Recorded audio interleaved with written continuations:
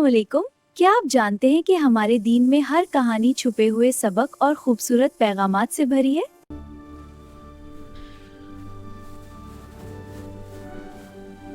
सुबह जहां हर तरफ हरियाली और सुकून था, लेकिन इस सुकून के पीछे एक तूफान छुपा था।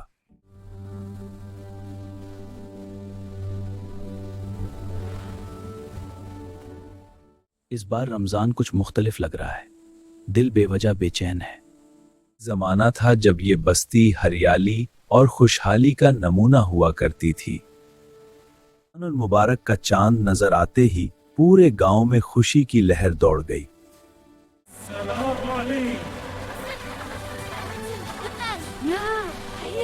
पहली सहरी के बाद जब सूरज निकला तो लोगों की खुशी फिक्र में बदलने लगी।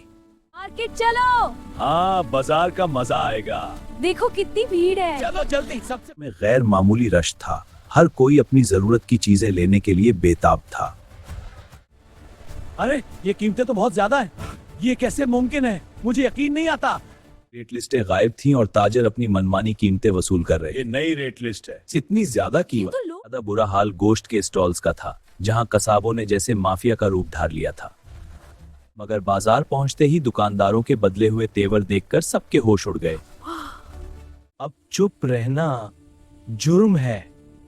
हाँ, हमें कुछ करना हो। इस मंडी में बहुत धोखा है।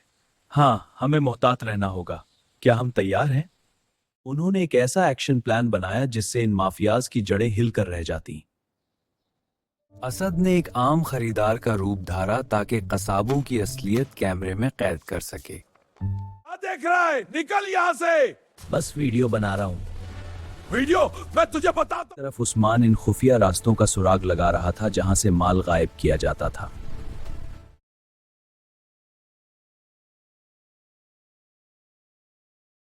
वो मुनाजिर भी रिकॉर्ड किए जहां सरकारी एहलकार इन दुकानदारों से रिश्वत लेकर आंखें बंद किए हुए थे।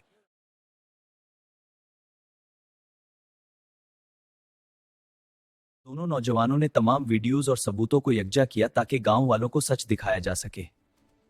ये वीडियो गांव वालों को सच दिखाएगी। हाँ, सब सबूत इकट्ठे कर रहे हैं। रात भर काम करना पड़ेगा। चलो अगली तमाम सबूत आला हुकाम को भेजे और सोशल मीडिया पर वायरल करने की तैयारी मुकम्मल कर ली। उन्होंने ये तमाम सबूत आला हुकाम को भेजे और सोशल मीडिया पर वायरल करने की तैयारी मुकम्मल कर ली। रमजान के पहले अशरे के इख्तिताम पर हक और बातिल के इस मार्के का वक्त आ चुका था।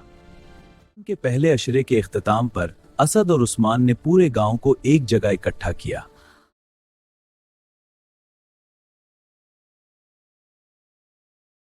बड़े पर्दे पर वो तमाम सबूत दिखाने का फैसला किया जो उन्होंने अपनी जान खतरे में डालकर जमा किए थे।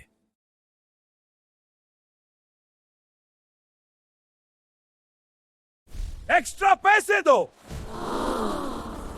मजमा में सन्नग्रता छा गया। जब स्क्रीन पर कसाबों की बदतमीजी और इजाफी कीमत लेने की वीडियो चली तो मजमा में सुनाटा छा गया। फिर वो मंजर आया जहां सरकारी एहलकार रिश्वत ले रहे थे। लोगों को अपनी आंखों पर यकीन नहीं आ रहा था। पूरे मजमे में गुस्से की लहर दौड़ गई। ये सिर्फ महंगाई नहीं थी, बल्कि उनके एतमाद का कत्ल। अगर हम आज खामोश रहे तो कल ये हमें अपनी रोटी के लिए भी तरसा देंगे। ये माफिया हमारा खून चूस रहा है। हमने ये सबूत आला हुकाम को भेज दिए हैं। अब या तो ये रेट कम करेंगे या ये दुकानें हमेशा के लिए बंद होंगी। वीडियो वायरल होते ही उन सफेद पूछ डाकुओं के चेहरों से हवाइयां उड़ने लगी। उनका तकब्बुर खाक में मिल चुका।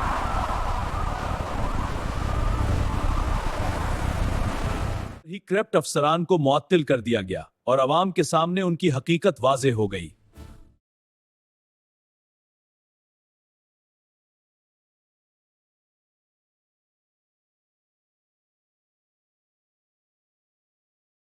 अल्हम्दुलिल्लाह, सब कुछ खुश की बात है।